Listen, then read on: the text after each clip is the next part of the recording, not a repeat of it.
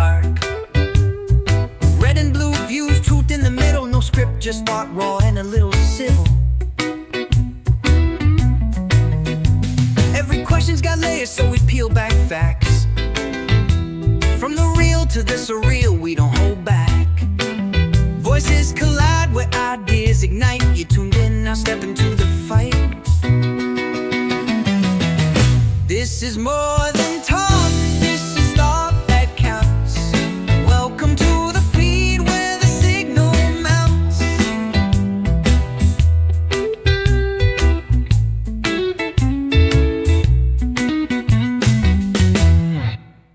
Welcome to the Deep Dive. We're your shortcut to getting informed, and today, well, we're diving into a really interesting set of sources you've shared. It's all focused around a YouTube stream from the OTW Live channel. Exactly. And what we're going to do is basically sift through this raw material, this snapshot of online life, really. We'll help you pull out the key insights, the important bits of information. Think of us as guides through this unfiltered look at internet conflict, personalities, and even some wider critiques that pop up. Helping you find the signal in all that noise. That's the idea. Okay, so let's unpack this. At the very heart of it, according to these sources, there's this central conflict. It's a long-running dispute, apparently about 2 years old. Yeah, between the main personality, OTW, and this other figure, Flow State. And the focus of all this? It's a painting.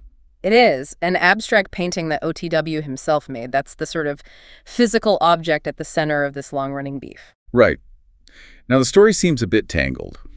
OTW's initial claim, as presented in the sources, was that Flow State offered a really low amount, maybe $5 or $10. Knowing that shipping would cost more. And according to that initial story, Flow State then apparently ridiculed the art. And used the whole situation to question OTW's integrity, yeah. Exactly. But then, here's a twist you find in the material. OTW now acknowledges that Flow State actually did send money for it. Wait, really? So the payment was made after all. Okay, so that changes the narrative quite a bit. It does. So if the payment happened, what's the argument now? What are the sources saying? Well, according to OTW's side presented in the stream, the focus has shifted. Now, Flow State is supposedly hung up on a tiny difference in the amount paid. How tiny? We're talking like $79 or maybe $2. Apparently, it's because of the Canadian-US dollar exchange rate. Okay, hold on. 2 years of conflict, a painting, an initial claim of non-payment, which then becomes payment was made, and now the big issue is less than $2. Seems that way based on OTW's perspective in the source. That sounds, well, almost absurd. Why does OTW say this tiny amount is such a big deal? From OTW's viewpoint in the sources, it's not about the cash value. It's framed as being about Flow State's intentions. Okay. He sees it as a deliberate, ongoing campaign by Flow State to make him look dishonest or untrustworthy. He uses terms like scam, grifter, says Flow State lacks dignity. And there's even a claim, isn't there, that Flow State has actually profited from keeping this drama going, something like $170 plus mentioned. Yes, that claim is in the source material. Now, on the flip side, Flow State's perspective, when it appears briefly, is reportedly quite different. What's his take, according to the sources? Flow State apparently maintains OTW never shipped the painting in the first place. He also reportedly dismissed the original offer amount as irrelevant early on. And he views OTW as? The sources mention Flow State calling OTW delusional and believing OTW has essentially lost the argument. So you have these two completely opposing takes on the same basic event. It really highlights that online dynamic, doesn't it? Same set of facts, maybe, but filtered through totally different narratives. Becomes fuel for more conflict. And speaking of fuel, what's really fascinating is how this personal beef gets explicitly turned into content. Right. The sources describe how OTW, right there on the stream, decides to re-auction the very painting that started all this. Yeah, and his stated reasons were pretty blunt. To piss off Flow State was one. And also, of course, to raise money for himself. He openly called it intentional controversy and drama. He even spent time describing the painting itself, didn't he? Like emphasizing its qualities. He did, called it abstract, mentioned it took time. The canvas cost about $40, used real oil paint, had a three-dimensional feel. And apparently spent 3.5 hours just trying to get the camera set up right to show it off properly. Which, I mean, that effort alone tells you something about the performance aspect, right? Turning the object of dispute into the star of the show. So how did the auction go down? Well, it happened live during the stream. OTW set the starting bid at $100 US, or alternatively, a chieftain membership to his channel. And someone actually bought it? Yes, according to the sources, one of the panelists on the stream, someone called Truth or Cop, ended up making a deal. Was there a negotiation? Yeah, they negotiated on air. The final agreed price was $33 US, paid via PayPal, plus the cost of shipping. So the painting is sold. What's the immediate aftermath described? Well, Truth or Cop promises to display it on his own stream, so the painting story continues, in a way. And OTW states his intention to send Flow State that small currency difference, the $2 or so, via Super Chat. Kind of a public gesture to close that specific chapter of the payment dispute, at least from his end. Seems to be the aim, yeah. Okay, so this whole painting saga, it's specific, kind of weird, but it really opens the door to looking at broader themes, doesn't it? These dynamics playing out in this online space, all based on the sources you provided. Absolutely. It's like a case study. And one of the big takeaways from these sources is how openly conflict itself is treated like a product. Yeah, it's not just drama that happens. It's actively framed as great content, something that boosts viewership. They even mention numbers are up. It's seen as entertainment. There's even a ping pong metaphor used in the source to describe the back and forth arguing. And OTW apparently mentioned meticulously planned the whole week of this drama. That suggests a very conscious approach. Definitely. And tied right into that is this constant battle over integrity and reputation. It's relentless. The sources are just full of these accusations flying back and forth. Who's the sleazeball? Who lacks morals? OTW argues Flow State's actions prove he's unethical. While Flow State's counter, as presented, is that OTW is the one damaging his own reputation through his behavior. There's even that quote captured in the source material, something like, when you're spending time bashing another's character, you're gambling your own. Which really sums up the high-stakes nature of these public online feuds. Your image is constantly on the line.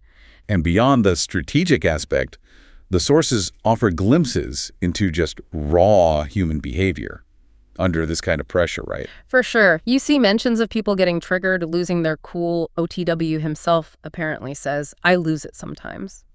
There's talk about expressing the fullness of human nature, but also things like passive aggression and deliberately trying to provoke reactions, doing it on purpose to trigger people. OTW even reflects a bit on his own behavior changing over time, looking towards 2025. It paints a picture of a very intense, emotionally charged environment. And the audience isn't just watching, they're part of it.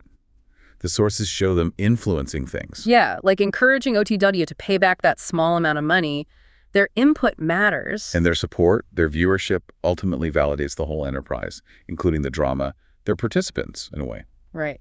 Now, moving away from the general dynamic slightly, the source material also contained quite a few specific and frankly very serious allegations made by OTW and the panelists. Against other people in their online circle. Exactly. And we need to be really clear here. We're relaying what's in the sources you provided. We haven't verified any of this, and we're certainly not endorsing these claims. Absolutely. Just reporting the content. Yeah. So what kind of claims are we talking about? Well, there are accusations directed at other creators. For instance, claims about someone named Hank related to grooming a minor. Accusations against Jack Talcott involving predator optics and damage control. Also mentions of a Tommy making fun of a cancer grift, and a Taylor Briggs allegedly connected to the January 6th events, with OTW using some very harsh language like sick piece of shit. And then there are specific claims leveled directly at Flow State by OTW. Such as? Things like having Proud Boy informant optics, defending disturbing scenarios like a child chained to a wall and fruit, and being labeled a demoralization agent. And the source even defines that term. Yes, it defines it in the context of psychological warfare, someone trying to crush enemy morale to make them give up. Again, these are serious allegations presented in the source material. Understood. It's a complex web of accusations. Stepping back even further, though, the sources also weave in these broader societal critiques and, well, conspiracy-adjacent things, right? They do, often popping up in lyrical segments labeled Out of This World or just general commentary during the stream. It gives you a sense of the wider worldview being expressed. What kind of themes? Well, there's a strong sense of critique around control and surveillance. You see the government called a puppet master, worries about tech surveillance, eyes in the walls, smart devices, a digital leash. And mentions of things like MKUltra, Operation Paperclip, those classic conspiracy touchstones. Exactly.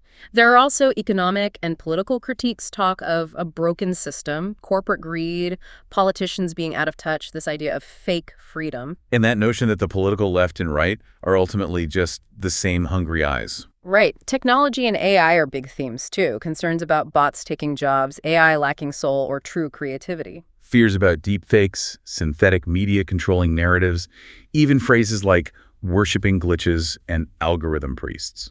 Then you get into secret government stuff, UFOs, climate change, mentions of classified files, Project Blue Book, Project Blue Beam, questioning sightings. And climate change skepticism linked to profit motives.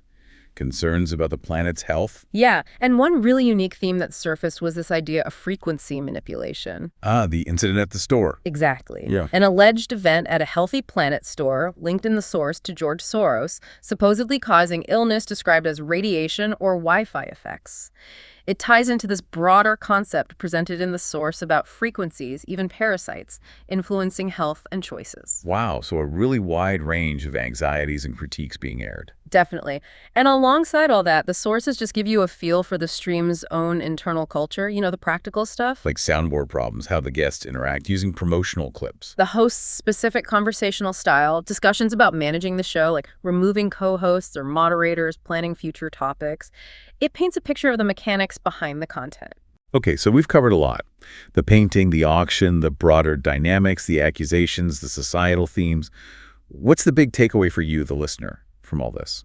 Well, I think this deep dive, which stemmed from the sources you gave us, shows that it wasn't really just about a painting or a couple of dollars, was it? No, it feels much bigger. It's more like a window, a glimpse into this really complex, often pretty messy world where online personalities, conflict as content, battles over reputation, and these broader societal anxieties all kind of collide. And it's all seen through the very specific lens of this one YouTube channel and its orbit. Exactly.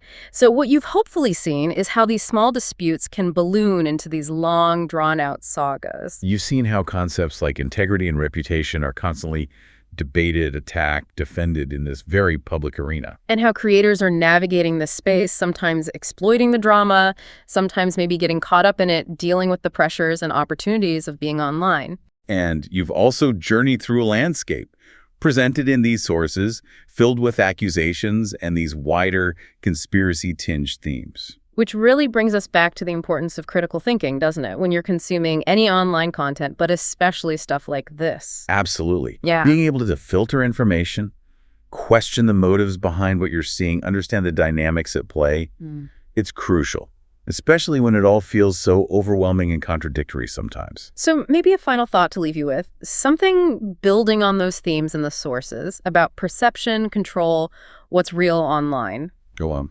If the sources themselves sometimes suggest things like reality's fake or that we're scrolling through illusions, how do we as consumers of information actually figure out what's genuine versus what's manufactured content? Not just here, but everywhere online. How do we discern the real signal from the carefully crafted noise in this digital age? Exactly. Something to maybe mull over on your own after this deep dive.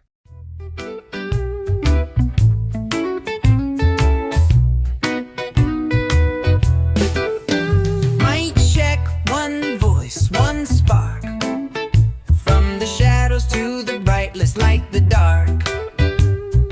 Red and blue views, truth in the middle, no script, just thought raw and a little civil. Every question's got layers, so we peel back facts.